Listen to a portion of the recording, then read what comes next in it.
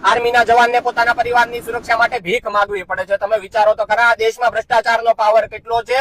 જે વ્યક્તિ દેશની સુરક્ષા માટે સરહદ પર શહીદ થવા તૈયાર થઈ જાય છે, એના પરિવારને ગુજરાતમાં સુરક્ષા નથી મળતી. બનાવ એવો છે કે ભાવનગરના બે સગા ભાઈઓ આર્મીમાં ફરજ બજાવે છે. તેના એક ભાઈને મારવામાં આવે છે. નશાની હાલતમાં તે ઘરે જાય છે તો તેના ઘરે પીછો કરીને જવામાં આવે છે અને આર્મીના જવાનોના મમ્મી પપ્પાને બહેનોને ભરપૂર ગાળો દેવામાં આવે છે. ધમકી આપવામાં આવે છે કે તમને મારી નાખશું, જાઓ તમારે પોલીસ કેસ કરવો હોય તો કરી દો, અમે કોઈનાથી બીતા નથી. આ લોકો પોલીસને બોલાવે છે પણ પોલીસ આવતી નથી ને રાત્રે મા દીકરીને, આર્મીના જવાનની મા દીકરીને લઈને જતા રહે છે અને ત્યાં ફરિયાદ લખવાની ના પાડે છે. મનાવવાના પ્રયાસ કરવામાં આવે છે. આ લોકો જયારે પાકા પાયે ફરિયાદ કરવાની કોશિશ કરે છે તો ફરિયાદ થતી નથી અને છેલ્લે અંતે આ લોકો ઉપર ફરિયાદ થાય છે ને ત્યારબાદ પેલા ઉપર નોર્મલ બેઝિક કલમ લગાડીને ફરિયાદ કરી દેવામાં આવે છે. તમે વિચારો તો ખરા, ગુજરાતમાં કેવી હદે ભ્રષ્ટાચાર ચાલે છે કે આર્મીના જવાનના પરિવારને સુરક્ષા નથી મળતી. ક્યાં ગયા ગુજરાતીઓના જીવ જે પોતે દેશ માટે ગમે એ કરવા તૈયાર થઈ જાય છે ને એના પરિવારને સુરક્ષા નથી આપી શકતા? આપણે આ વિડીયોને ગુજરાતના દરેક નાગરિક સુધી બતાવો ને સોશિયલ મીડિયાનો પાવર બતાવો, કારણ કે અત્યારમાં ભ્રષ્ટાચાર સામે લડવા માટે કોર્ટ કે પોલીસ નહીં પણ સોશિયલ મીડિયા એકમાત્ર એવું પ્લેટફોર્મ રહી ગયું છે